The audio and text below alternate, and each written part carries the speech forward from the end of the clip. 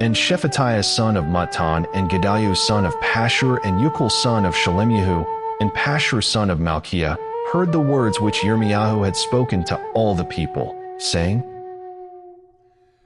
Thus said Yahweh, He who remains in this city shall die by the sword, by scarcity of food, and by pestilence.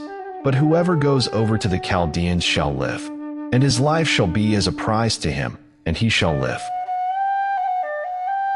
Thus said Yahweh, This city is certainly given into the hand of the sovereign of Babel's army, and he shall take it.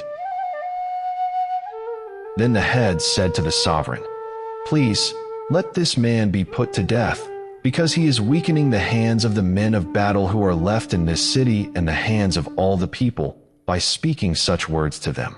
For this man does not seek the peace of this people, but the evil. And Tzidkiyahu the sovereign said, Look, he is in your hand, for the sovereign is unable to do any matter against you. And they took Yirmiyahu and threw him into the dungeon of Malchiah the sovereign's son, which was in the court of the guard, and they let Yirmiyahu down with ropes. And in the dungeon there was no water, but mud. So Yirmiyahu sank in the mud. And Ebed-Melech the Cushite, one of the eunuchs, who was in the sovereign's house, heard that they had put Yirmiyahu in the dungeon, and the sovereign was sitting at the gate of Benjamin. And Ebed-Melech came from the sovereign's house and spoke to the sovereign, saying, My master the sovereign, these men have done evil in all that they have done to Yirmiyahu the prophet, whom they have thrown into the dungeon, and he is likely to die from hunger in the place where he is, for there is no more bread in the city. And the sovereign commanded Ebed-Melech the Cushite, saying, Take 30 men from here with you, and lift Yirmiyahu the prophet out of the dungeon before he dies. So Ebed-Melech took the men with him, and went into the house of the sovereign under the treasury, and took old clothes and old rags from there, and let them down by ropes into the dungeon to Yirmiyahu. And Ebed-Melech the Cushite said to Yirmiyahu, Please put these old clothes and rags under your armpits, under the ropes. And Yirmiyahu did so. And they pulled Yirmiyahu up with ropes and lifted him out of the dungeon. And Yirmiyahu remained in the court of the guard. Then Tzidkiyahu the sovereign sent, and had Yirmiyahu the prophet brought to him at the third entrance of the house of Yahweh. And the sovereign said to Yirmiyahu, I am asking you a matter. Do not hide a matter from me. And Yirmiyahu said to Tzidkiyahu, If I declare it to you, shall you not put me to death? And if I give you advice, you shall not listen to me.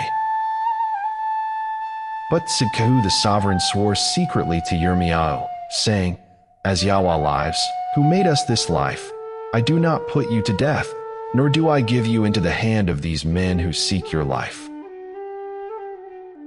And Yirmiyahu said to Tzidkiyahu, Thus said Yahweh, the Elohim of hosts, the Elohim of Yisrael, if you do indeed surrender to the heads of the sovereign of Babel, then your being shall live, and this city not be burned with fire, and you, and your house shall live.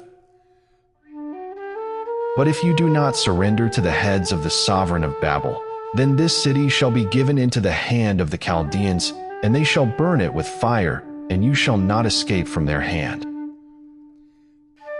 Then Tzidkiyahu the sovereign said to Yirmiyahu, I am afraid of the Yahudim who have gone over to the Chaldeans, lest they give me into their hand, and they maltreat me.